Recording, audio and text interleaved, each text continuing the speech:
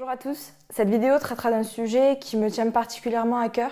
On va traiter de la lutte contre le cancer du sein. Cette vidéo concerne avant tout les femmes puisque ce sont les principales victimes physiques et morales de cette maladie-là. Mais je trouve qu'il est important d'inclure les hommes qui sont des acteurs majeurs aussi bien dans cette maladie, qui vont permettre de prévenir, d'informer. Dans le cadre d'Octobre Rose, événement créé aux US en 1985 par l'entreprise chimique Imperial Chemical Industries, je vais faire un petit aparté sur cette entreprise-là. C'est une des plus grandes entreprises chimiques du monde entier. C'est une entreprise britannique qui fabrique aujourd'hui de la peinture, des produits chimiques pour des aliments, des odeurs, des saveurs artificielles, produits dits autrement cancérigènes aujourd'hui, enfin bref. Elle a notamment contribué au développement du Terilène en 1941, qui est utilisé pour les emballages jetables aujourd'hui, nos emballages plastiques, donc dans pratiquement tous nos emballages. Produit qui, ajouté à des additifs, pourrait présenter des risques pour la fertilité. Je dis bien pourrait parce qu'il y a une controverse sur ce sujet-là. Autre chose, une composante du PET, qui est l'antimoine, peut, une fois chauffée, être significativement augmentée et donc, par exemple, ces taux pourraient dépasser des limites qui ont été imposées par l'OMS dans l'eau potable. Donc si on suppose que l'eau est dans une bouteille plastique et qu'on chauffe cette bouteille plastique, il pourrait y avoir des particules très nocives pour notre santé. La bonne idée, c'est de la réutiliser.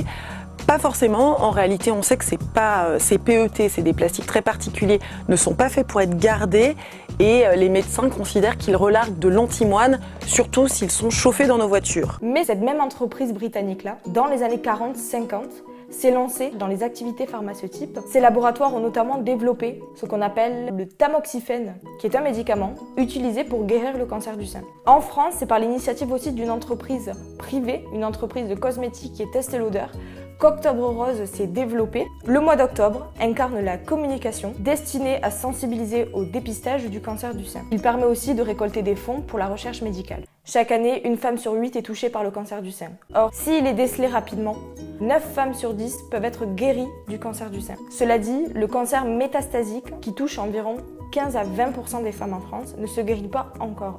Donc il y a du progrès dans la recherche à faire encore. Nous ne sommes pas arrivés au terme du progrès médical. C'est pour cela qu'Octobre Rose, cet événement annuel, permet de récolter des fonds privés, des fonds de particuliers, des fonds d'associations pour développer cette recherche-là. Il met en visibilité ce manque de financement dans les instituts. Cet événement met aussi en lumière tout ce mouvement de solidarité de la part des associations, les associations qui vont suivre les victimes le long de leur thérapie, ce qui permet aux femmes de se sentir moins seules dans la maladie et d'être toujours accompagnées. La solidarité ne s'arrête pas aux assos, puisqu'il y a aussi des entreprises et certaines marques, celles qui n'utilisent pas le mouvement à des fins purement commerciales, s'engagent aussi dans la cause en proposant des actions concrètes afin de reverser tous leurs bénéfices à des instituts de recherche, à des associations. Alors comment dépister aujourd'hui?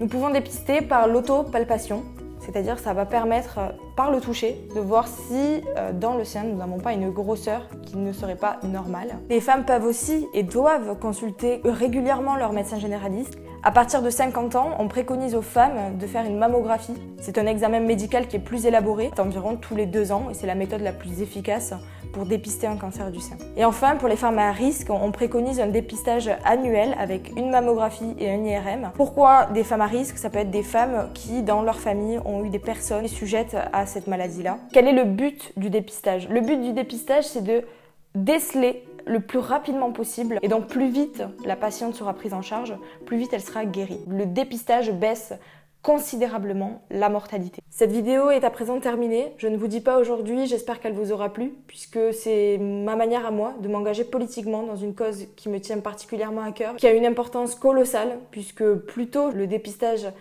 d'une maladie est fait, plus tôt nous pouvons en guérir. Je vous retrouve très prochainement pour une nouvelle vidéo.